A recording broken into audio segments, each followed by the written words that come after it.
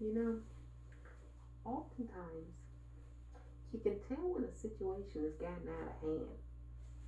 And it's a very simple way of being able to tell when a situation has gotten out of hand. A lot of people start complaining about the situation. And well, you can do one of only two things when a lot of people start complaining. You can either listen to their complaint or you can choose to not listen to the complaint. Now, if you listen to the complaint and you find the circumstances being that you can't fix what they're complaining about, then it would behoove me to tell you that you need to come to the people and tell them, well, we've heard your complaint, and well, we'd like to humbly inform you that we cannot fix your complaint, and therefore, your complaint, well, it's been filed, but it's nothing we can do about it. See you later, alligator. And then the citizenry can go, after a while, crocodile, because adios, we're out of this joint. Scram, vaminos, amigos. You know, we can do all of those things and probably more.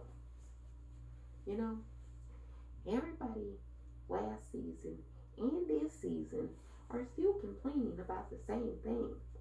The state, and most importantly, its operating arm, the tool it uses to, well, suppress, oppress, and marginalize. Now you're asking purple peoples out, what are you referring to? I'm referring to the police. You know, the police.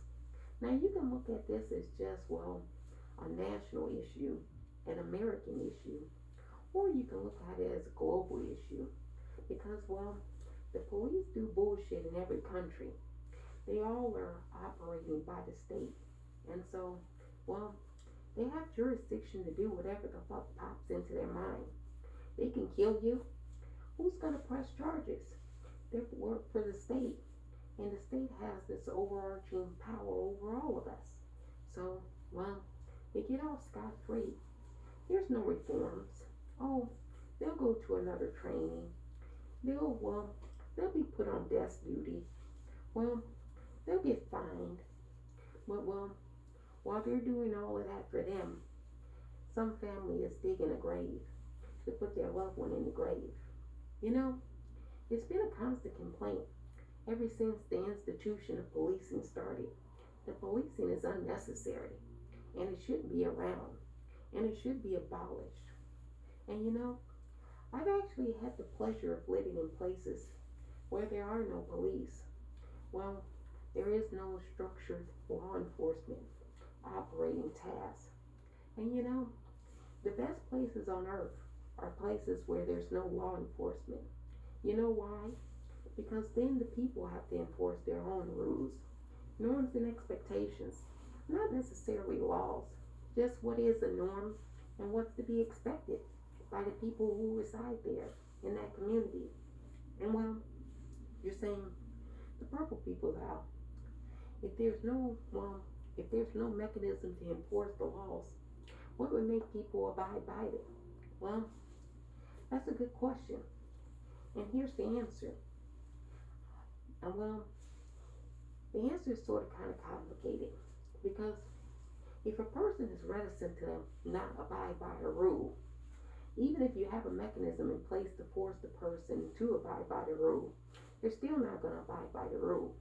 So the justification for policing is, well, if you have police, then there's minimal crime. But that's not true. The police don't prevent crime. The crime already occurs. You call the police after the crime has already happened. In all cases, there's no free cop. There's no cop that solves the crime before the crime actually happens. You did see Minority Report. That's what that was about. People predicting that there was going to be a crime by somebody. So the predictive soldiers coming out to your place to get you before you commit the crime because they had the oracle that could see into the future. That would be real police work. Although that would scare the hell out of people. And rightfully so. Because they would be like, I didn't do shit yet. and you arrested me for something that I'm going to do in the future, something 10 years down the road. My goodness, give me time. I can change. I didn't do it. You know, that's a debate worth having. But well, now what we got is, well, bullies. I'm talking about middle school type bullies. Men popped up on, well, a lot of testosterone. They just got through beating up their girlfriend or their wife. Now they're hopped up on so many drugs, and they have to get in a car, and they have to ride around and look to see who they can bug. That's police work now. So when people ask me, are you for abolishing or defunding? I'm for both. Defund the bastards first, to the point where only a select few people really need to do the actual job of, well, actually being a detective, not necessarily a street police officer or on the beat. And then, once you don't have enough money for them to live high off the hog, you know the most police officers make 6 figures a year for doing jack shit? They don't do shit, and they make 6 figures a year. You know, a McDonald's worker does more than a police officer, and that's the honest truth. They ride around in a car and they bully most people. They give you tickets for speeding, and they're always speeding. They turn on the siren so they can cut the light. They don't even abide by the laws. They think that they're above the law because they wear a badge. That's why a lot of bad people go into the field, because, well, they want to break the law, but they want to have a legal justification for doing it. That's policing in all countries, but especially in America, because it has a racial connotation to it. So you have to ask yourself, why do different races of people want to come into different communities that they don't live in to police people who they have no touch points with, no positive relationships with? Well, the only reason you can think of they would want to do that is because they're bullied, and they have bullying nature to them. And well, if you have a badge, you can bully somebody who doesn't have a badge. This is what they think, but the citizens have more power. You know what? The Purple People's Hour is strongly in support of defunding and then abolishing the bastards. I say defund the bastards first, and then you abolish the bastards. And well, you're going to ask, where would you put the money? You know where I would put the money? Into mental health, into, well, housing vouchers, so you can get the homeless people off the street and get them into housing. I would put it into, well, drug rehabilitation and giving jobs to the youth in the summertime and year-round jobs. You know, the only time you can find a year-round job for a youth is maybe at a camp. You can have year-round jobs in the city where the youth are actually growing and planting trees, doing things that are going to be constructive to the environment. You know, policing is a waste, and the best places on earth don't have police. You know, I'll close with this. There's a cop. Well, she's out of Panama City, and she's got a TikTok, and millions of people follow her.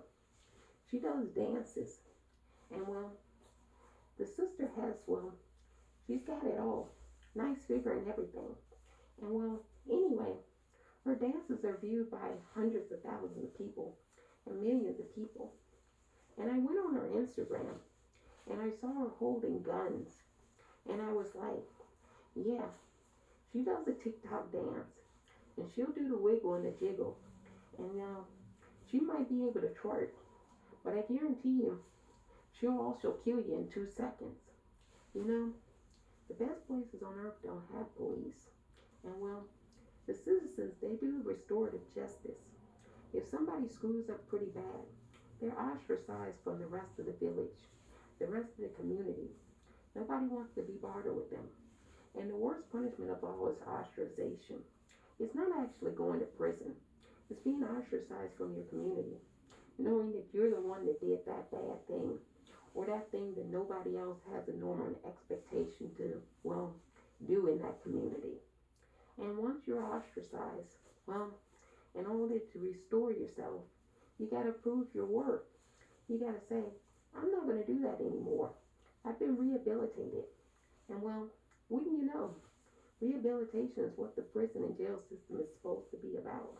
But we know that, well, it doesn't really rehabilitate anybody. It makes people worse. You know, defund the bastards first and then abolish them. If you're not for abolition, well, I'm not sure what you're on. But that's the season. It's abolish everything. Everything that's not working. And there's a lot of things that aren't working.